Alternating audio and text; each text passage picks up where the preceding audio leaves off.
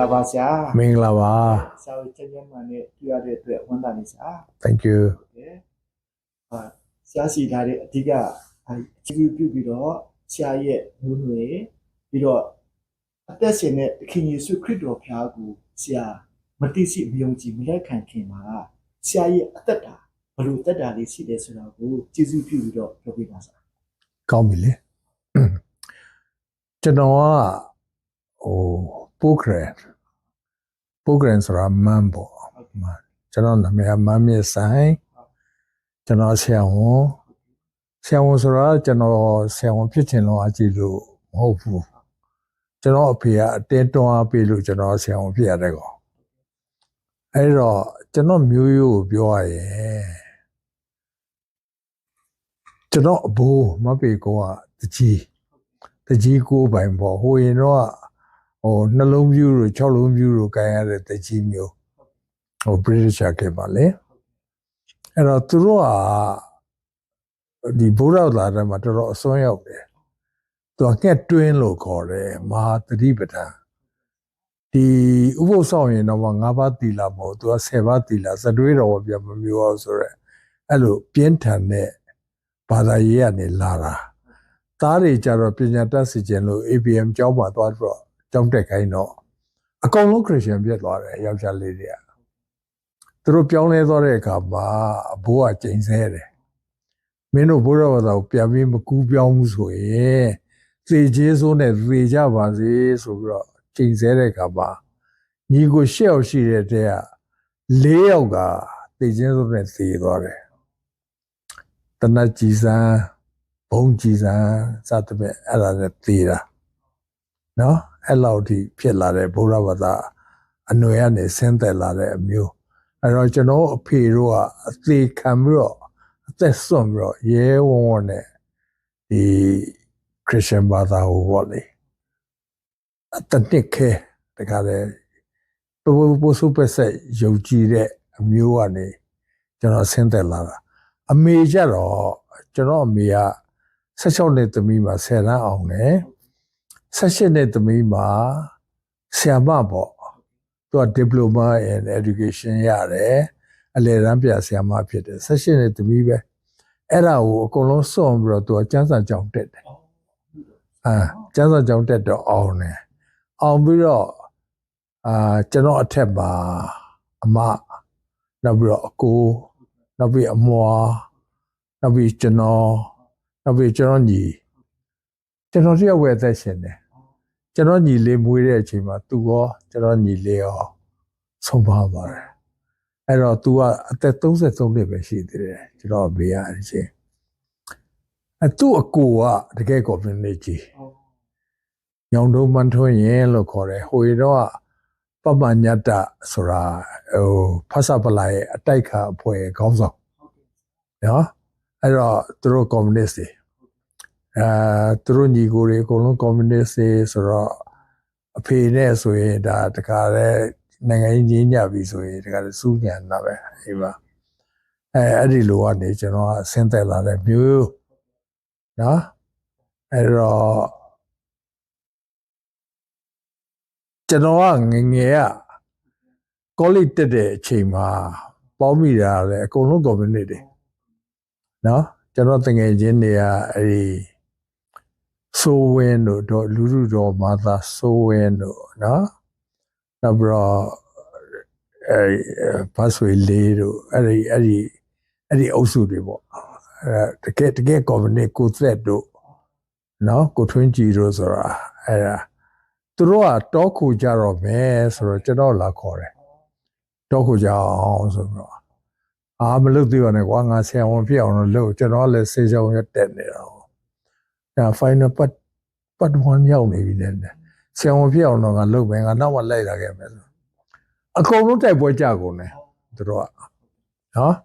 အဲ့ဒီချိန်ကကျွန်တော်တကယ် communist ဆန်ပေါ့ဘာသာရေးဆိုတော့လည်းမယုံဘူးဘာသာမှမယုံတာကျွန်တော်ဘုရားကိုလည်းဖျားဖြစ်တယ်ကျွန်တော်မယုံဘူးကျွန်တော်ဘုရားကိုတော့ကျွန်တော်ကအကျင့်ပြကောင်းတဲ့ဆရာတယောက်လူတယောက်အနေနဲ့ပဲကျွန်တော်မြင်တာနော်ခရိယန်နဲ့ပတ်သက်လို့လဲ ကျွန်တော်ကမွေးတဲ့အဖေရောအမေရောခရိယန်ဖြစ်တယ် ဟုတ်ကဲ့ နော်အမေဆိုရင်ဒါကျမ်းစာကြောက်အောင်တဲ့လူ ဟုတ်ကဲ့ ဒါပေမဲ့ကျွန်တော်ကလေးလေးနက်နက်ကိုမရှိတာ အော် ဟိုအတင်းသွားခိုင်းလို့သာ ချက်တက်ရတယ်ဥစ္စာပေါ့ Sunday Christian လို့ဖြစ်နေတယ်လေဘာမှလည်းမသိဘူးကျမ်းစာလည်းမဖတ်ဘူးဘာမှမသိတာယုံလည်းမယုံဘူးဥပမာဆိုရင်မေရော်မာရိယာယောက်ျားနဲ့မိန်းဖက်နဲ့ဒီခရစ်တော်မွေးဖွားတယ်ဆိုတာလည်းမယုံဘူးနော်နောက်ပြီးတော့ဖျားသခင်ကကဘာကြီးကိုဖန်ဆင်းခဲ့တယ်ဆိုတာလည်းကျွန်တော်မယုံလာတော့အဲ့ဒီခရစ်ဒီ communist ဆန်ဆန်ပေါ့ဗျာအဲ့ဒီခေတ်တော့တကယ် communist ဆန်ဆန်ကျွန်တော်ငယ်တဲ့အရွယ်ကတော့လိုခဲ့တဲ့နှစ်ပေါင်းဆိုရင်65နှစ်လောက်ကပေါ့65နှစ်လောက်တော့ဘာမှမယုံတာအဲ့တော့ကျွန်တော် college စာရောက်တော့လည်းမယုံနော်ဟိုဘုရားဘာသာပြောလို့သူတို့ဖះဘာရှိတယ်မင်းတို့လည်းဖះမဟုတ်ဘူးအဲ့ဒါမင်းကလားကြီးပဲအဲ့ဒီကလားကြီးကမင်းဟိုအတင်ပြကောင်းတယ်လောကမှာဘယ်လိုနေဘယ်လိုထိုင်ဆိုတာကိုသူပြောပြသွားတယ်အဲ့တော့ဂုရုဆရာတယောက်အနေနဲ့တော့ငါလက်ခံတယ်ဖះအနေနဲ့လက်မခံဘူးကျွန်တော်ခရစ်တော်လည်းလက်မခံဘူးနော် ဟုတ်ကဲ့ ထောင်ရဖះကိုလည်းလက်မခံဘူးဘာဖះမှလက်မခံဘူးကျွန်တော်အဲ့ဒီလိုကန့်လန့်လူမျိုးကလေကျွန်တော်ဖြစ်လာတာလေ communist ဟိုဆန်ဆန်နေခဲ့တယ်ဘယ်ဖျားမှမယုံကြည်မလက်ခံဘူးအဲ့ဒီကနေပြီးတော့မှဆရာဘာအလုပ်တွေလုပ်ခဲ့တယ်အဲ့မှာဘာတွေကြုံတွေ့ရတယ်နည်းနည်းလေးပြောပြပါ အဲ့တော့ကျွန်တော်ဆရာဝန်ဖြစ်လာတယ်ပေါ့ဗျာဒါပေမဲ့ကျွန်တော်စိတ်ထဲမှာတခုကောင်းတာကျွန်တော်လူသားချင်းတော့စာနာတတ်တယ်ဥပမာမရှိစဲသူကိုအလကားကုပေးမယ်နောက်ဆုံးကျွန်တော်ရှီကိုလာပြီးတော့မကုနိုင်တော့ကျွန်တော်စိုက်ကကပေးမယ်အလကားကုပေးမယ်အဲ့ဒါမျိုးတော့ကျွန်တော်စိတ်ထဲမှာအမြဲတမ်းရှိတယ်စိတ်ထဲမှာဟိုအလိုလေးမိဘနှစ်ပါးရဲ့ကောင်းမြတ်ခြင်းကြောင့်ဒီအမွေတွေကသူ့လိုပါလာတဲ့ကိစ္စလေအဲ့လိုပဲနေတာပဲကျွန်တော်ဟိုဘာသာရေးပါကျွန်တော်ဘာလေးနဲ့မှမရှိဘူးဆိုတော့ဘာသာရေးဆိုရင်ကျွန်တော်ရှိမှာဘုရားဘာသာရောခရစ်ယာန်ရောနှစ်မျိုးရှိတာ哦အကုန်လုံးလုပ်ပလိုက်တယ်ပဲကျွန်တော်ဘာသာရေးနဲ့ပတ်သက်လာရဲ့အလေးနဲ့မရှိဘဲနဲ့လူသားဆန်တယ်အဲ့ဒါတော့ လူကိုဆရာကလူတန်ဖိုးထားပြီးဆရာရဲ့နှလုံးသားသူတို့ချစ်တယ်တနာတယ်မေတ္တာထားပြီးသူတို့ကိုဆရာကျေးဇူးပြုတာပေါ့နော် ကျွန်တော်ကသထေးကြီးတွေအကြီးကျယ်ချမ်းသာတဲ့လူလဲဒီတိုင်းပဲကုတယ် ဟုတ်ကဲ့ ချီကျုပ်ကလားလဲဒီတိုင်းပဲကုတယ်ကျွန်တော်နော်ကုလီတွေကိုလဲကျွန်တော်ဒီတိုင်းပဲကုတယ်ဥပမာအေယာဝတီတစ်ချောင်းလုံးမှာဓမြတိုက်နေတဲ့ဓမြတွေကိုလဲကျွန်တော်ဒီတိုင်းပဲကုတယ် ဘာသာမဲ့ပေါ့အဲ့ဒီကနေပြီးတော့မှတခင်ယေရှုခရစ်တော်ဖျားကိုဆရာဘယ်လိုသိရှိပြီးကိုယ့်ရဲ့အရှင်သခင်ဖျားဖြစ်လက်ခံနိုင်တယ်ဆိုတာ အဲ့ဒါဒီလိုဗျကျွန်တော်ကတောခေါ်တော့ကျွန်တော်နှစ်ခါအလုတ်ကြံခါရတယ်တစ်ခါကတစ်ပင်ကိုကပ်ပြီးတော့မှခမရ M16 နဲ့ပစ်တာအတောက်20ပေါ့ကျွန်တော်တစ်ချက်မှမပုတ်ဘူးကျွန်တော်ဘေးနားမှာအတူလျှောက်လာတဲ့ကျွန်တော်လက်ထောက်ဘိုးလေးက8ချက်မှန်တယ်8ချက်မှန်တာမသေးဘူးဒါတကားတဲ့ဟိုမှန်တာမှခမရအကုန်လုံးပုတ်ထွက်သွားတာခေါင်းကအစားတကားတဲ့ကြည်စံကလေအယိုးပါသွားတယ်ဒါပေမဲ့မသေးဘူးတကောင်အဲ့တခါနောက်တစ်ခါကျတော့ကျွန်တော်ချင်းချင်းပြဿနာတက်ပြီးတော့ပြည်ကျစ်နဲ့ကျွန်တော်တို့ ਨੇ တိုက်ပွဲဖြစ်တဲ့နေရာမှာကျွန်တော်တနတ်မှန်ပြီးလက်ကျိုးသွားတယ်လက်ကျိုးသွားတော့တကယ်ဆိုတော့တလက်မှလောက်ပဲရွှေ့လိုက်နှလုံးတဲ့တဲ့ဝင်သွားမှာနော်မသိဘူးမသိဘဲနဲ့ကျွန်တော်နောက်ပြီးတော့အဲ့ဒါလဲပြီးရောကျွန်တော်ငှက်ဖျားဖြစ်တယ်ငှက်ဖျားဦးနောက်ထဲဝင်တော့ဆိုတော့9ရက်မျောနေတယ်မျောနေတဲ့အချိန်မှာကျွန်တော်အိမ်မက်တွေမက်တယ်ကအမျိုးမျိုးပဲဟိုမိုးစိတ်နဲ့လူကြီးကလာလိုက်ဒီလူကကျွန်တော်လာစကားပြောလိုက်အလဲရောင်တန်းကြီးတွေတွေ့လိုက် အမျိုးမျိုးပေါ့ဗျာကျွန်တော်အဲ့ဒီမှာဖြစ်နေတာဒါပေမဲ့ကျွန်တော်မသိဘူးနော်ကျွန်တော်9ရက်မျောနော်အဲ့ဒါ Queen 9 trip ပါတခါတည်းတောက်လျှောက်24နာရီပေးနေအဲ့ဒါကျွန်တော်ပြန်သတိရလာတဲ့အချိန်ကျတော့9ရက်မြောက်သွားပြီနော်အဲ့ drip နဲ့ပဲကျွန်တော်အသက်ရှင်ရတာ body weight ကအဲ့ဒီ9ရက်အတွင်းမှာပေါင်20ကျပါတယ်အဲ့လောက်ထိကျွန်တော်ခံရတာခါပြီးတော့မှအဲ့ဒီကျွန်တော်ဝင်တော့ဆိုရင်ကျွန်တော်အုပ်ချုပ်ရတဲ့လူတွေကလည်းဗျာတော်ဓမြလည်းရှိတယ်လူသက်ကောင်တွေလည်းရှိတယ်အမျိုးစုံပဲတာဝရီသားတွေလည်းရှိတယ်ဒဝဲသားတွေလည်းရှိတယ်တကယ်အဆိုးတဲ့ကောင်တွေအဲ့တော့ကျွန်တော်ကအမြဲတမ်းစလိုက်တယ်နဲ့အဆဲနဲ့စတာဗျာသူတို့ရဲ့ပုံမိုက်မှာကျွန်တော်အုပ်ချုပ်လို့ရပါဘူးကျွန်တော်အမြဲတမ်းဆဲတာဆဲမေးနမရင်းနဲ့ဆဲအမျိုးစုံဆဲတဲ့လူဒါပေမဲ့အဲ့ဒီအပြားလေးဖြစ်ပြီးတော့ကျွန်တော်စကားမဆဲတော့မဆဲတော့ပဲနဲ့ပြန်စဉ်းစားတယ်မဟုတ်သေးပါဘူးလို့ဒါဘလို့မှ cerebral malaria ဖြစ်တဲ့လူတွေမှာအသက်ရှင်နေဆိုတာ 25% ပဲရှိတယ်ခုနတနပ်ပစ်ခါရတဲ့ဒီလောက်နီနီကကအပြစ်ခါရတဲ့လူတွေမှာသူများတွေဆိုအဆောင်တွေဆွဲရတာလေအပြစ်ကျွန်တော်မှဘာဆောင်မှမရှိဘူးနော်ဒါနဲ့ကာကွယ်တဲ့ပုံကိုယ်တော့ရှိမှာပဲဆိုတာကိုကျွန်တော်စိတ်ထဲမှာပေါ်လာပေါ်လာတော့ကာကွယ်တဲ့ပုံကိုယ်ဟာဗုဒ္ဓလားဟလားကလားဖះလားခရစ်တော်လားဆိုတာကျွန်တော်မသိသေးဘူးဒါပေမဲ့နောက်ပိုင်းကျလေးလေးနက်နက်ပြန်စဉ်းစားကြည့်တဲ့အချိန်ကျတော့ဗုဒ္ဓဆိုတဲ့ပုဂ္ဂိုလ်ကသေပြီလေသူကလူလေသေခြင်းကိုမအောင်နိုင်ပဲအဲ့တော့ပြန်စဉ်းစားနည်းနည်းစဉ်းစားအသက်ရှင်ပြီးတော့ထာဝရမသေနိုင်တဲ့ပုဂ္ဂိုလ်ဟာခရစ်တော်ပဲရှိတယ်ဆိုတာကိုကျွန်တော်နည်းနည်းစပြီးသိလာတယ်စသိလို့ပဲရှိသေးတယ်เนาะအဲ့ဒီအချိန်မှာဒါတော်တယ်ပါနောက်ပြီးတော့ကျွန်တော်ကဘာလို့သွားစဉ်းစားပြီလဲဆိုတော့နောက်ပိုင်းကျတော့ scientifically proof လုပ်လာတယ်မိမမျိုးစီနဲ့ယောက်ျားမျိုးစီကိုပေါင်းလိုက်ပြီးဟို test tube တွေပါလဲကလေးမွေးလို့ရတာဘာမှအတူတူသွားအိပ်ဖို့မလို့ပဲအဲ့ဒီကျတော့ငါတို့ဦးနောက်လူဦးနောက်တယ်တော့မှဒီလောက်လုံနိုင်သေးတို့ကမတက်တဲ့လူတော့ဒီလောက်လုံနိုင်သူဘာလို့မလုံနိုင်ရပါလဲဆိုတာကိုမြင်လာတယ်အဲ့တော့ science to science เนาะပထမက science fact ကြောင့်ပဲကျွန်တော်ကမယုံတာအခုတော့ science fact ကြောင့်ပဲကျွန်တော်ယုံလာတာအဲ့တော့ဖះဆိုတာရှိမှာပဲအဲ့တော့သူဝဲငါ့ကိုကာကွယ်နေတာဖြစ်မှာပဲငါသိရမှာအဲ့တော့ငါတဲ့နဲ့စဉ်းစားဖို့လိုပြီးဆိုပြီးတော့ကိုယ့်ကိုကြည့်ပြီးတော့အဲ့ဒီအချိန်ထိလဲ 100% တော့မယုံသေးဘူးเนาะအဲ့လိုပဲနေလာတာပေါ့ဗျာနေလာပြီးတော့ကျွန်တော်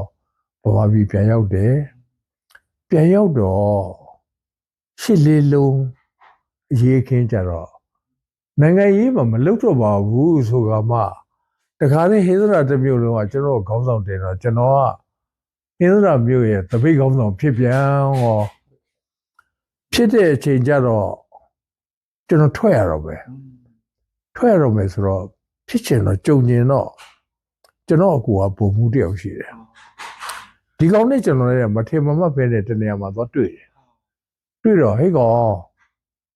အကူကြီးမင်းငါ့ကိုစောမောင်ပြန်ခေါ်နေပြီဘုရားကျတို့ကတာဝန်ယူတယ်စောမောင်သူရှိလားသူ protect လုပ်မယ်လို့ငါ့ကိုပြောတယ်ဘာအပြစ်မှမရှိလို့ပေါ့ဟာသူကပြောတယ်ညီလေးမင်းမယုံနဲ့ဒီမယုံအောင်မင်းပြေးတော့တယ်အဲ့တော့ကျွန်တော်လည်းပြေးရတာတခါတည်းအိန္ဒိယရောက်သွားအဲ့တော့ပြန်စဉ်းစားတော့ဖျားကေကကျွန်တော်ကထောင်ကြရသေးမှာဒီကောင်နေကျွန်တော်ဆောပါအဲ့တော့တခါတည်းအိန္ဒိယလည်းရောက်ရောပြန်နည်းနည်းစဉ်းစားတယ်အဲ့ဒီချိန်ကျတော့ငါ့ကိုကာကွယ်တာဖျားကေပဲဖြစ်မှာပဲအဲ့တော့တခြားပုံကိုယ်တော့မဖြစ်နိုင်ဘူးဘာဖြစ်လို့လဲဆိုတော့ထာ ထောင်ရအသက်ကိုပိုင်ဆိုင်တဲ့ပုံကတဘာရဲရှိတာဟိုတခြားလူတွေကထောင်ရအသက်ပိုင်ဆိုင်နေဆိုတာဟိုရာဇဝင်လည်းမရှိဘူးကြားလည်းမကြားဘူးကျွန်တော်သိတာကတော့ဗုဒ္ဓဘာသာတဲ့ခရစ်ယာန်ပဲသိတော့ဗုဒ္ဓကတော့သိသွားပြီငါသွားတောင်းလိုက်ဘာမှရမှာမဟုတ်ဘူးအဲ့တော့ငါ့ကိုကောက်ွယ်တာထောင်ရမြတ်စွာဘုရားတကယ်ပဲဖြစ်မယ်အဲ့တော့ငါသူ့ကိုကိုးကွယ်ကြည့်မယ်ဆိုပြီးတော့ကျွန်တော်ကအိန္ဒိယမှာစပြီးတော့ကျွန်တော်စိတ်ထဲမှာအဲ့လိုဝင်တာအဲ့လိုဝင်တော့ကျွန်တော် church တွေပါပြီးသွားတယ်ချင်းချက်ရှိနော်ကျွန်တော်ဟိုနေ့တိုင်းဆူတောင်းတယ်ဆူတောင်းပြီးတော့ကျွန်တော်နောက်ကျွန်တော်အိန္ဒိယနေအိန္ဒိယအစိုးရကျွန်တော်ခိုင်းစရာတခုရှိလို့ကျွန်တော်ဘန်ကောက်ကိုလွတ်လိုက်တာလွတ်လိုက်တော့ကျွန်တော်မိသားစုနဲ့ပြန်တွေ့တယ်ပေါ့ကျွန်တော်မိန်းမနဲ့ကလေး၃ယောက်ကဘန်ကောက်ကိုပြေးရတာဟုတ်ကျွန်တော်အိန္ဒိယကိုပြေးတာအဲ့တော့ပြန်တွေ့တာဒီလိုပြန်တွေ့တာဒါလို့တိုင်းပြည်တပြည်ကြီးကိုဖြတ်ပြီးတော့သွားဖို့ဆိုတာဒီဥစ္စာတိုက်ဆိုင်မှုတော့မဖြစ်ဘူးဒါဘုရားသခင်ကအခွင့်အရေးပေးတာပဲဖြစ်ပါပဲဆိုကျွန်တော်အဆိုင်လံဖြောက်ရတာတခြားလူတွေဆိုရင်နှစ်နဲ့ချီပြီးဖြောက်ရတယ်ကျွန်တော်6လအတွင်းမှာဒီကိုပို့တာကျွန်တော်ဒီကိုရောက်လာတာအဲ့ဒါရောက်လာတော့အော်ဘုရားငါ့ဘုံမှာကောင်းတယ်ငါကိုးကွယ်ရဒါပဲဆိုတာအဲ့ဒီအချိန်ကြတော့မှစိတ်ဒုံလုံးချဖြတ်ပြီးတော့ကျွန်တော်ခရစ်ယာန်ကောင်းတယောက်ဖြစ်လာတာအဲ့နှလုံးသားထဲမှာတကယ်ရှုခရစ်နဲ့ထောင်ရမြတ်စွာဘုရားတကယ်ကိန်းအောင်သွားတာဒီနေ့ဒီပဲပေါ့အခုကျတော့ပိုတော့မှစင်ကြယ်သွားသေးတယ်အဲ့ဒါဆိုအဲ့လိုမျိုးတက်တည်ရပြီးတော့မှဆရာယုံကြည်ပြီးတဲ့နောက်ပိုင်းမှာဒီယုံကြည်ခြင်းရဲ့တက်တည်ပေါ့ဗတ္တိဆိုင်ကြတော့ဆရာဘက်မှာခံကျွန်တော်ကအသက်18နဲ့19နှစ်မှာဟိုဆိုတော့ကျွန်တော် Program Baptist Church မှာbaptism တခါယူလိုက်တယ်ပေါ့နော်အဲ့ဒီတည်းကကျွန်တော်ဗတ္တိဆိုင်ရလာဒါနဲ့ဘာမှမသိဘူးဗျာကျွန်တော်အဲ့ဒါကတော့တငယ်နေရှိလဲပျော်ပပရဲသွားရေငုပ်ဆိုလဲရေငုပ်တော့ပေါ့အဲ့လောက်ပဲပျော်ပပပဲဘာမှမနားမလဲဘူးအဲ့တော့ဟုတ်ပြီဆရာဒါဆိုကျွန်တော်ပေါ့ပြီးဒါကတော့အဖေမေကခရိယာဖြစ်တဲ့အတွက်အသက်16လောက်မှာဟောကခရိယာရဲ့ဘာသာရေးထုံးတမ်းစင်လာရ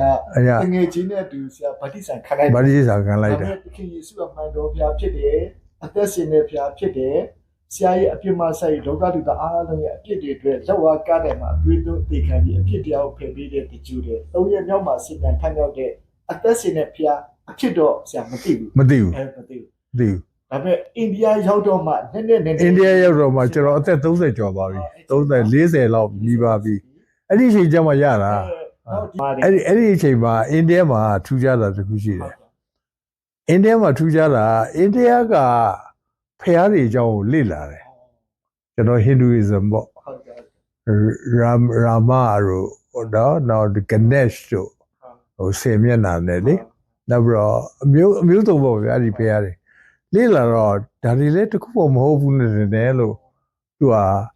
နောက်စဉ်းစားတယ်လေ compare လုပ်ကြည့်တာပေါ့ဗုဒ္ဓနဲ့လည်း compare လုပ်ကြည့်တယ်ဗုဒ္ဓတော့သွားပြီလေသူ့ကိုတော့ကျွန်တော်လူလို့ပဲအိုးငငယ်တွေကလူလို့ပဲသတ်မှတ်တာလား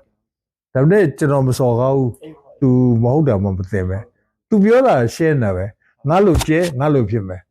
ဒါပဲလေဟုတ်တယ်လေငါလို့ကျဲငါလို့ဖြစ်မယ် तू ကဒါပဲပြောတာသူ့ကိုသူဖျားလို့မပြောဘူးအလကနိုင်ငံရေးသမားတွေကဗုဒ္ဓနိုင်ငံရေးသမားအစိုးရတွေကရှောက်ပြီးတော့သူ့ကိုဖျားလုပ်တာလားအဲ့တော့ထောင်ဝဲတာဖျားဆိုတာရှိရမယ်မရှိရင်ဒီလူလောကကြီးကဘလို့ဖြစ်လာမလဲမြောက်ကနေဆင်းသက်တယ်ဆိုတာလည်းကျွန်တော်မယုံဘူးအဲ့ဒါတွေလုံးဝမယုံဘူးမြောက်ကမြောက်ပဲဗျာနောက်တော့အနှစ်တမ်းမောဘလောက်ကြာမြောက်ကမြောက်ပဲလူကလူပဲ separate series လေအဲ့တော့ဒီကျွန်တော်တို့ရဲ့ဥနောက်ကဒီဖျက်ကေပေးရတဲ့ညံပဲဖြစ်ရမယ်ဆိုတော့ယုံလာတယ်ကျွန်တော်ကစီးကြောင်းတော့စာလုံးဝမပေါက်ဘူးဒါပေမဲ့ဖျက်ကေကျွန်တော်တခုတော့ပေးရတယ်ကျွန်တော်တခါကြားပြီးမမေ့ဘူးအဲ့ဒီ photographic memory လို့ပေါ့အဲ့တော့ lecture တွေကျွန်တော်သိချင်နားတော့တယ်ကျွန်တော်မှာစာအုပ်တစ်အုပ်မှမရှိဘူး text တစ်ခုမှမရှိပဲလေကျွန်တော်ဆရာဝန်ပြက်လာတယ်ကောအဲ့လောက်တေးတာ အဲ့တော့ငါ့ကိုဘုရားသခင်ကဒီလောက်ဥနောက်ကောင်းပေးထားတာပဲဆိုတော့နောက်ပိုင်းမှာသိလာတာနောက်ပိုင်းသိလာတော့ဖြစ်ခဲ့တဲ့အစအလာတွေအကုန်လုံးကိုကြည့်ပြီးကျွန်တော်တအားယုံကြည်သွားတာဆရာဝန်ဖြစ်တော့ကျွန်တော်ဒီမှာအမေရိကန်မှာ MD ရောက်ဖို့ပြန်ပြေးရတယ်ကျွန်တော်လည်းအောင်တယ်ဗျကျွန်တော်1990မှာရောက်လာပြီး94ခုနှစ်မှာကျွန်တော်အကုန်လုံးအောင်သွားတယ်2 parts ပြရတာဟို ECFMG လို့ခေါ်တယ်ပြီးတော့မှကျွန်တော်ကအောင်လဲအောင်ပြီးတော့ကျွန်တော်က Thailand ကိုပြန်ပြီးတော့တော်လိုင်းရေးသွားပြန်လုပ်ပြန်အောင်ဒီမှာ residency မလုပ်ဘူးကျွန်တော်ပတ်စံလည်းမမဲ့ဘူးအကုန်လုံးပြစ်ခဲ့တာကျွန်တော်မိမရောပါသူတို့ဘာသူတို့လုပ်ဆိုသူတို့လုပ်တော့သူတို့ကမငတ်တဲ့အပြင်အောင်ပြင်သွားတာဆိုင်နေပါလေအမေရိကမှာဒီမှာအခုဆိုင်နေဖြစ်တာသူတို့ဘာသူတို့လုပ်တာကျွန်တော် contribution မပါဘူးအဲ့တော့ပြန်စဉ်းစားရင်မိသားစုကမိမကလည်း Christian ဖြစ်သွားတယ်ကျွန်တော်အကုန်လုံး Christian ဖြစ်သွားတဲ့အချိန်ကျတော့ဘာသာရေးကိုနှစ်ခုလည်းမလုပ်ပါဘူးယုံကြည်မှုကလည်းတူသွားတယ်မိသားစုဆိုတဲ့အဓိပ္ပာယ်ကလည်းပေါ်သွားတယ်အဲ့ဒီထဲမှာကျွန်တော်တက်တဲ့ပညာနဲ့ကျွန်တော်လှုပ်ကြွေးလို့မရပါနဲ့ကျွန်တော်မိမက तू တက်တဲ့ပညာ तू တက်တဲ့ပညာ तू က business နဲ့ bachelor ဘွဲ့ရလာတာနော် ABEC ဆိုတဲ့ကျောင်းရှိတယ်ဟိုဆိုပါ ABAC ဆိုတာလေ ABEC ကဘန်ကောက်မှာနာမည်အကြီးဆုံးကျောင်းအဲ့ဒီကျောင်းကနေပထမဆုံး main class batch မှာ तू ကအောင်တာအောင်ပြီးတော့ तू ရတဲ့ဘွဲ့က business နော်ဒါပေမဲ့ तू အခုလုပ်နေတာထမင်းချက်အဲ့ထမင်းချက်မှာအကြီးကျယ်အောင်မြင်တာကျွန်တော်ဆိုင်ကအဲ့ဒီအနှစ်30လောက်ရှိပြီတောက်လျှောက် तू က first အကောင်းဆုံးထမင်းဆိုင်အဖြစ်နဲ့ Louisville မှာနှစ်တိုင်းရတယ်အဲ့ဒါတွေကကျွန်တော်ပြန်စဉ်းစားကြည့်တော့ငါမိမရဲ့အတတ်ပညာတစ်ခုလည်းတော့မဟုတ်ဘူးဖျက်စကရတို့ကြည်နေတာတို့မိသားစုဒုက္ခမရောက်ဘူးသူ့ကိုကိုးကွယ်တဲ့အတွက်သူအမြဲတမ်းကျေးဇူးပြုတယ်ဆိုတော့ကျွန်တော်တေးသေးချာချာသဘောပေါက်လာတာ ဒါဆိုရင်အခုနောက်ပိုင်းဆရာတခင်ယေရှုကိုမိမိရဲ့တည်တင်ပိုင်ရှင်တည်ယုံကြည်ပြီးတဲ့နောက်ပိုင်းမှာဆရာဘဝတက်တာပေါ့ထူးခြားတဲ့အချက်လေးတွေရှိလို့ရှိရင်တစ်ချက်နှစ်ချက်တော့ပြပြ ထူးဆန်းတာကတော့ဗျာကျွန်တော်ပြောပြမယ်အဲ့ဒါပြီးတော့ကျွန်တော်နေမကောင်းဘူးပြန်လာနေမကောင်းမဲ့နဲ့နံပါတ်1ကကြောက်ကတစ်လုံးထုတ်ပလိုက်ရတယ်နောက်ကျွန်တော်က dialysis လုပ်ရတယ်သွေးဆေးရတယ်6နှစ်ကျတော့ကျွန်တော်ဖျားကိုဆူတောင်းတယ်ဖခင်ကျွန်တော်ပြင်ပန်းပြီထွေးဒီလိုကြီးတော့လုပ်မထားနဲ့ကျွန်တော်ခေါ်ရင်လည်းခေါ်လိုက်တော့မခေါ်ရင်လည်းခင်ဗျာကြောက်ကအစ်စ်ပဲကျွန်တော်သူ့ကို challenge လုပ်ပါ challenge လုပ်တော့ခါရဲကတယ်လီဖုန်းလာ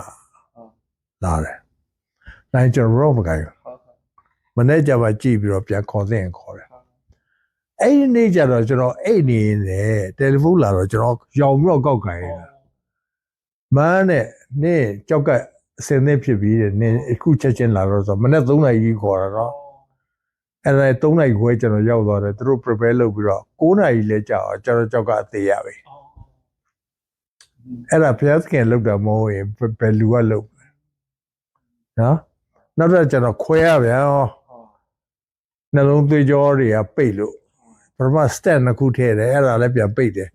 ပိတ်တော့မထူးဆိုပြီးတော့တခါလဲရင်ဘက်ကတွေတောက်လျှောက်ခွဲပြီးတော့နှလုံးကိုအပြင်ဘက်ထုတ်ပြီးတော့သွေးကြော3ကြောပြန်ဆက်ရတာအဲ့ဆက်တော့ကောင်းတယ်ပြန်ပြီးတော့ AC ပဲနောက်တစ်နေ့မှာကျွန်တော် flat line ရသွားတယ်ခါလဲသေတာပေါ့ဗျာနော်မင်း20ကြာလဲကျွန်တော်ပြန်ပြီးတော့ဆွဲတင်ရတာအသက်ရှင်အောင်နော်ဟောလို့ငါဖျားတကယ်ငါ့ကိုပြန်ပြီးအသက်ရှင်ကိုပေးပြီး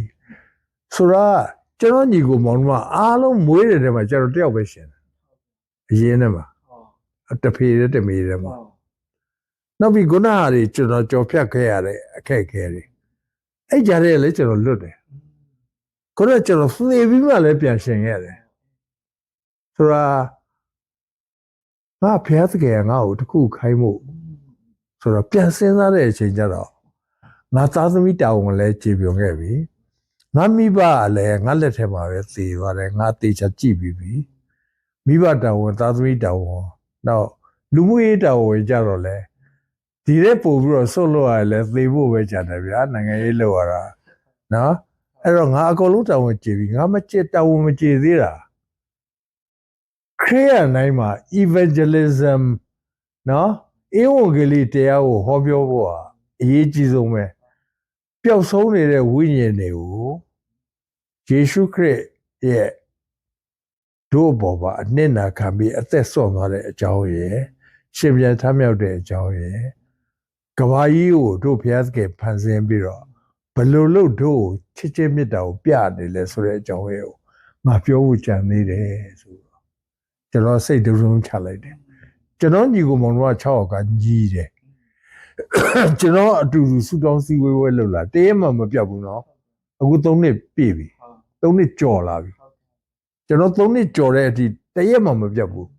ဒီနေ့ထိလည်းကျွန်တော်အဲ့ဒါလုပ်အဲ့ဒါပြီးရင်ကျွန်တော်မှာ3ခုရှိတယ်ကျွန်တော်လုပ်ချင်တာနံပါတ်1ကဧဝံဂေလိတရားပြောကြားဖို့ရယ်ကျွန်တော်ကတော့ခရစ်တော်အကြောင်းနဲ့ထာဝရဘုရားသခင်အကြောင်းပြောပြမယ်ယုံတယ်မယုံတာတော့သူတို့ကိစ္စကျွန်တော်ဘာမှမပြောပြမယ်နော်နောက်ကျွန်တော်တက်တည်ခံမယ်နံပါတ်2ကကျွန်တော်လူမှုရေးအလုပ်တွေလုပ်မယ်ကျွန်တော်ဆံဝန်ကျွန်တော်မစင်ရတဲ့လူအလကားကုပေးမယ်ဆိုတာနံပါတ်3ကတိုင်းပြည်ကိုပြန်ပြီးထူထောင်အောင်မယ်အခုအိမ်တွေမီးလောင်လာတာတွေဘာတွေတခါလဲငိုကြွေးနေလူတွေကျွန်တော်တက်နိုင်တဲ့လောက်စီးပွားရေးလုပ်မယ်စီးပွားရေးလုပ်ပြီးကျွန်တော်လှူပါပဲအဲ့ဒါလေးကျွန်တော်ပြန်ထူဖို့အဲ့ဒါပဲကျွန်တော်စဉ်းစားတယ်တခြားတော့ကျွန်တော်ဘာမှမစဉ်းစားတော့ဒါဆိုရင်ဆရာရဲ့အခုဖျားခင်ထားတာပေးတဲ့ဒီအသက်ရှင်တဲ့ကာလမှာအဲ့အချက်3ချက်ကိုဆရာအကောင်းနဲ့ပြောတော့နော်လုပ်မယ်အကောင်းနဲ့ပေါ့နော်ကျွန်တော်ဘောကြံသေးတဲ့အသက်တာပေါ့ကျွန်တော်အခု82နှစ်ထဲမှာပေါ့82ထဲမှာဆိုတော့ကျွန်တော်ဆက်ပြီးလှုပ်ရှားနှစ်ပေါင်းဘယ်လောက်ကြာမလဲဗျာအဲ့ကျန်တာလေးကိုကျွန်တော်ဒီခရစ်ယာန်တယောက်ရဲ့လှုပ်ထိုက်တဲ့တာဝန်ပေါ့အဲ့ဒါကိုကျွန်တော်လုပ်ဖို့ရည်ရွယ်ထားတယ်ကျွန်တော်ဘာလို့ခရစ်ယာန်တယောက်ဟိုဖြစ်ရတယ်လဲဆိုတော့ကျွန်တော်သက်သေခံမယ်သူတို့ပြောပြမယ်သူတို့ယုံနာမယုံနာတော့သူတို့ကိစ္စပဲဘာလို့ဆိုတော့ကျွန်တော်ကပြောပြမှသူတို့ကသိမှာတန်ရှင်းသောဝိညာဉ်တော်အလုံးလုံးမှာပဲသူတို့လည်းပြောင်းလဲမှာအဲ့ဒါဟုတ်ပြီဆရာဒါဆိုရင်နောက်ဆုံးဒီကောင်တော့ဆရာနော်အခုလို online ပေါ်မှာနားထောင်တဲ့လူတွေလည်းရှိတယ်ပေါ့နော်ဆိုတော့အခုဆရာရဲ့တက်တဲ့ခံချက်တွေသူကြားပြီးဖြစ်တဲ့အတွက်သူတို့အတွက်ပေါ့ဆရာနောက်ဆုံးပေါ့နော်သူတဲ့ဒီတင်းစကားလေးဆရာပြောချင်တယ်ပေါ့နော်ဟုတ်ပြီပါကျွန်တော်ပြောချင်တာရှင်းလေးကျွန်တော်ဘာသာပေါင်းစုံကိုလေ့လာခဲ့တဲ့အထဲမှာထာဝရအသက်ရှင်တဲ့ဖျားဆိုတာကျွန်တော်ဖျားသခင်တပါးပဲရှိတယ်တခြားဘာမှမရှိဘူးเนาะတက်တည်အရာကောရာဇဝေအရာကောနောက်ပြီးတော့ကျွန်တော်တို့အပြစ်ကိုတွေးနေစေကြောပေးဘယ်တော့ကြည့်များခင်ဗျာသေအောင်ကြည့်တခါလေသေအောင်ကြည့်ရင်လည်းကျွန်တော်အပြစ်ကမပြေဘူးကဘာလို့လဲဆိုဆက်ပြီးတော့ဖောက်နေပါပဲစိတ်ကငြိမ်မငြိမ်မဲဒီနေ့ကျွန်တော်ကဒီမှာစကားပြောနေတာဒါပေမဲ့ကျွန်တော်စိတ်ကဘုံဆိုသွားပြီးတော့ဘာမှပြီးရောက်နေပါလေအဲ့တော့စိတ်ကပြစ်မှားခြင်းကလည်းပြစ်မှားခြင်းပဲအဲ့တော့ဒီအဖြစ်တွေကိုပြေဖို့ကိုယ့်ဘက်ကိုမလုံးနိုင်ဘူးဆိုတာကျွန်တော်ယုံတယ်အဲ့ဒီဟာယုံတဲ့အတွက်ကြောင့်ခရစ်တော်ကသူ့သွေးနဲ့ဆေးကြောပြီးတော့မှကျွန်တော်အပြစ်တွေကိုယူပေးတယ်ပယ်ဖြတ်ပေးတယ်ဆိုတာလည်းကျွန်တော်ယုံတယ်နော်အဲ့တော့ဒီယုံကြည်မှုဆိုတာအဲ့ဒါကျွန်တော်နှလုံးသားထဲမှာစွဲနေတဲ့ကိစ္စပေါ့အဲ့ဒီကျွန်တော်စွဲနေသလိုပဲကျွန်တော်တခြားလူတွေကိုပြောပြအောင်ပါပဲဒါပဲဒါဆိုဆရာနောက်ဆုံးစကားလေးကတော့အဓိကနော်ဂျော်ဒူတာအားလုံးမှာအပြစ်တွေရှိတယ်ဟုတ်တယ်ဒီအပြစ်တွေကြောင့်နော်မကောင်းညာဆိုမရေးသွားမှာဖြစ်တယ်ဟုတ်တယ်ဒါကြောင့်မို့အဲ့ဒီအပြစ်တွေအတွက်ကျွန်တော်တို့ဖန်ဆင်းပြီးချစ်တဲ့သခင်ယေရှုခရစ်တော်ဖျားသူ့ရဲ့အသွေးအသက်နဲ့အပြစ်တရားကိုဖယ်ပေးပြီးအပြစ်ကနေလွတ်မြောက်စေတဲ့ထာဝရအသက်ကိုပေးတယ်မှန်တယ်အပြစ်အတွက်အသေးခံ ခံပြီးနဲ့3ရက်မြောက်မှာရှင်ပြန်ထမ်းရောက်တဲ့အသက်ရှင်တဲ့ဘုရားဖြစ်တယ်ဆိုတာကိုဒီမှာကြားနာတဲ့လူတွေရဲ့အသက်တာမှာဆရာလူမျိုးပဲယုံကြည်လာတဲ့သူတွေဖြစ်ဖို့ဆရာဆက်လက်သက်သေခံပေါ့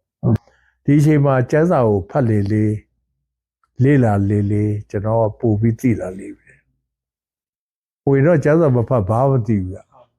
ခုတော့လဲကျွန်တော်ဒီကောင်းကောင်းပြောနိုင်ဆိုနိုင်အောင်ကျမ်းစာကိုကျွန်တော်လေ့လာနေတယ်ကျွန်တော်ဆက်ပြီးဒါပဲလုပ်မယ်ပျောက်ဆုံးတဲ့ဝိညာဉ်တွေကိုကျွန်တော်ကယ်တင်မယ်ဘုရားသခင်အကြောင်းမသိသေးတဲ့လူတွေကိုကျွန်တော်သိအောင်ပြောမယ်ဒါခရစ်ယာန်ကောင်းလို့ရဲ့ဒါတောင်းဝန်ပဲအဲ့ဒါကိုကျွန်တော်လုံးဝဆွဲဆွဲမြဲမြဲယုံကြည်ပါတယ် ဒီများတင်ပါတယ်လို့ဆရာရဲ့အသက်တာကိုတက်တည်ခံပေးတဲ့အတွက်နိုင်ကျတဲ့နဲ့ဘုရားခင်ဆောက်တာရုံတုံးပြပါစီလို့ဆုတောင်းပေးပါတယ် Thank you sir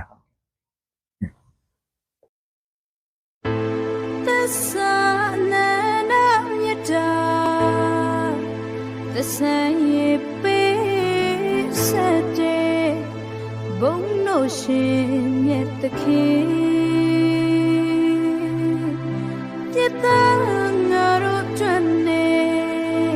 they can dream the long shine. Dino Boma, Chigwe Satu Yotwin. Mimi later, why me you a chipula piende.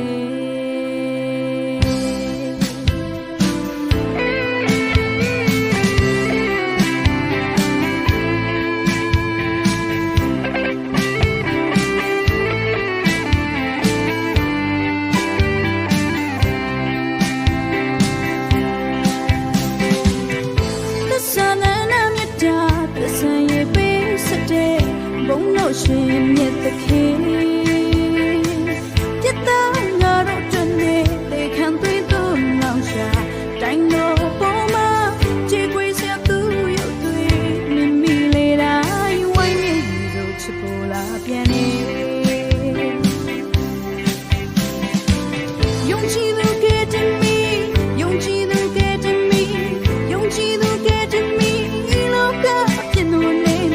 you ain't no dead to take.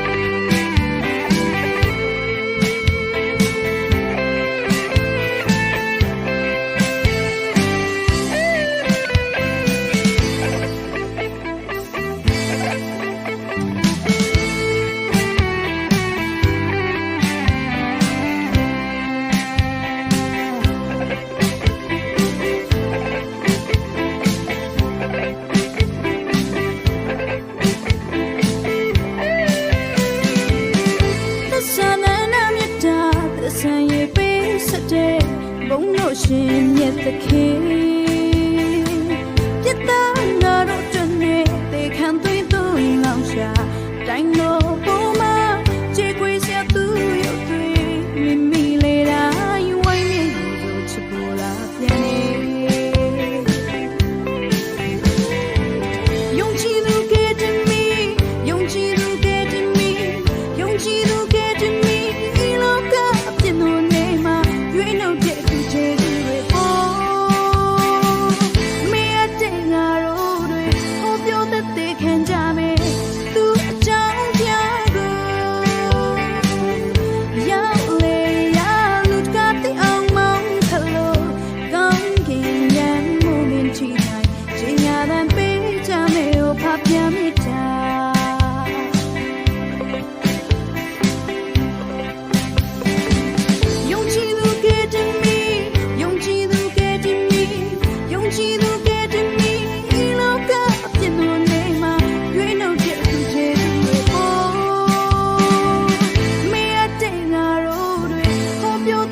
ခံကြမယ်